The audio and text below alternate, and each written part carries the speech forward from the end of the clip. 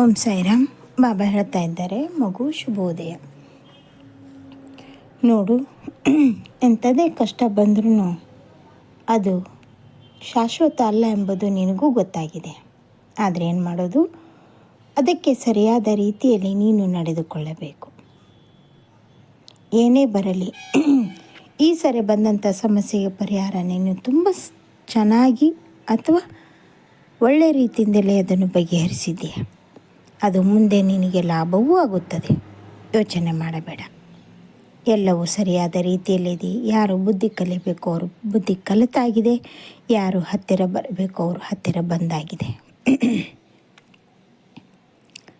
ಏನೇ ಆದ್ರೂ ಕುಟುಂಬವನ್ನು ಒಡೆದು ಬಾಳುವಂಥ ಮನಸ್ಥಿತಿ ಬರಬಾರದು. ಕುಟುಂಬ ಸಮೇತವಾಗಿ ಇರಲಿ.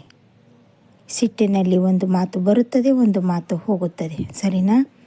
ಹಾಗೆ ಇವತ್ತು ನೀನು ಮಾಡುವಂಥ ಕೆಲಸ, ಉದ್ಯೋಗ ಎಂಥದೇ ಆಗಿರಲಿ, ಅಲ್ಲಿ ಲಾಭವೇ ಇದೆ ಹೊರತು ನಷ್ಟ ಇಲ್ಲ. ಈ ಲಾಭ ನಷ್ಟದ ನಡುವೆ ಧರ್ಮ ಕಾರ್ಯವೂ ಆಗ್ತಾ ಇರಬೇಕು ಕಂದ. ಹೌದು, ಈಗಾಗಲೇ ನಡೀತಾ ಇದೆ, ಅದೇ ರೀತಿ ಮುಂದುವರಿಸಿಕೊಂಡು ಹೋಗು. ಆದರೆ ಎಲ್ಲದಕ್ಕೂ ಮುಖ್ಯವಾಗಿ ಯಾವ ರೀತಿಯಲ್ಲಿ ನೀನು ಮಾಡ್ತಾ ಇದ್ದಿ ಎಂಬುದನ್ನು ಅರ್ಥ ಮಾಡಿಕೊ. ಅದರಿಂದ ಒಳ್ಳೆಯದೇ ಆಗುತ್ತದೆ. ಚಿಂತೆ ಮಾಡಬೇಡ. ಯಾವ ಚಿಂತೆಗೂ ಅವಕಾಶ ಕೊಡಬೇಡ. ಇರಲಿ, ಏನೇ ಇದ್ರೂ ಸುಧಾರಿಸಿಕೊಂಡು ಸರಿದೂಗಿಸಿಕೊಂಡು ಹೋಗು, ಸರಿನಾ?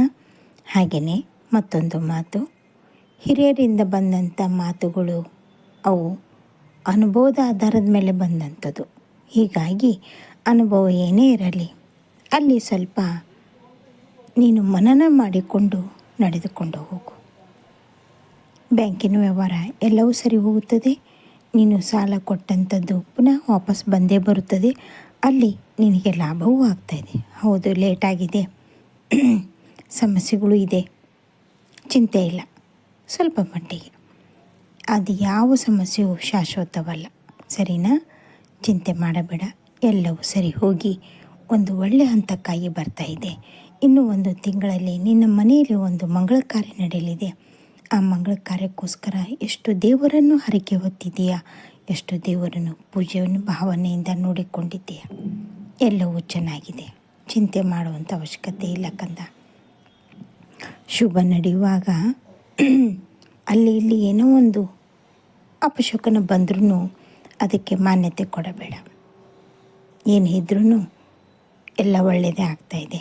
ಇಂದು ಮತ್ತು ನಾಳೆ ನಿನಗೆ ಕಣ್ಣಿಗೆ ಕಾಣೋ ಹಾಗೆ ಒಳ್ಳೆಯದೇ ನಡೀತಾ ಇದೆ. ಶುಭ ನಡೆಯುವಾಗ ಇಷ್ಟೊಂದು ಒಳ್ಳೆಯ ಸೂಚನೆಗಳ ಅಂತ ನಿನಗೆ ಅನಿಸುತ್ತದೆ.